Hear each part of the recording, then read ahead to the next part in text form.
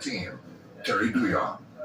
Part of my job was to come in as a trader and to build a credit derivative trading book, including all the risk management around the more exotic products. That was what I was brought in to do. Swaps on single companies like Exxon.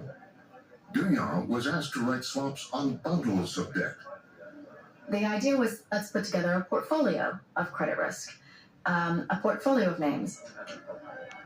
Her first trade was a credit default swap on 300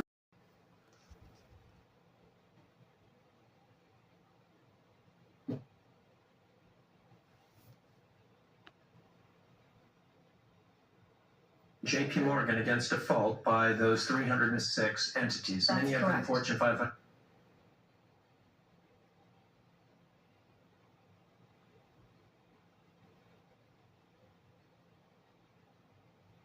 companies or other. It would have been some of your most well-known household names. And so we were giving investors an opportunity to, in effect, invest in our loan portfolio. JP Morgan did a lot of work, did a lot of due diligence to assemble this portfolio of loans.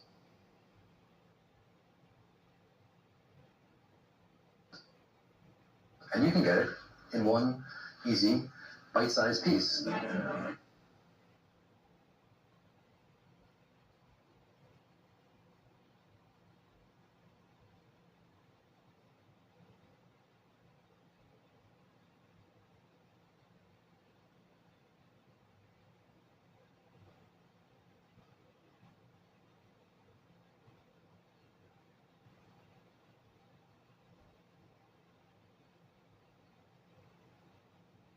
and the bank facilitated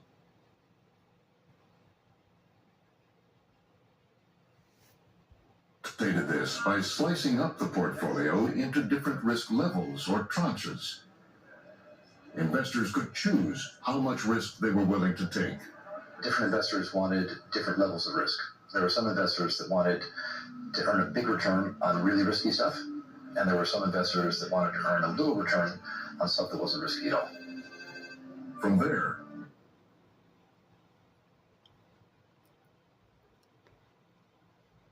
even further. So along comes this idea. What if we could create a market where people were able to buy and sell freely, independently of the companies themselves, the risk associated with lending to those companies? And so they began selling derivatives that were simply bets on any and all portfolios, whether the bank owned them or not. These products came to be known as synthetic collateralized debt obligations, synthetic CDOs. There were investors who were able to invest in some entities that they had not had access to before. By buying a credit default swap. By investing in a credit default swap because it was a name that they hadn't previously had access to. So there was a lot of very positive reinforcement of the market, and it just grew. It grew very naturally. Once the seed was planted, there wasn't any stopping it. It was the beginning of an unfettered, brave new world of banking. This was pretty new stuff. This was incredibly new stuff. It was amazing. It was clearly a product that was in need. We had identified a need. Most of the members of the global derivatives group at JP Morgan were in their 20s, including Masters and Duyan. But with the creation of the credit default swap market, they had made banking history.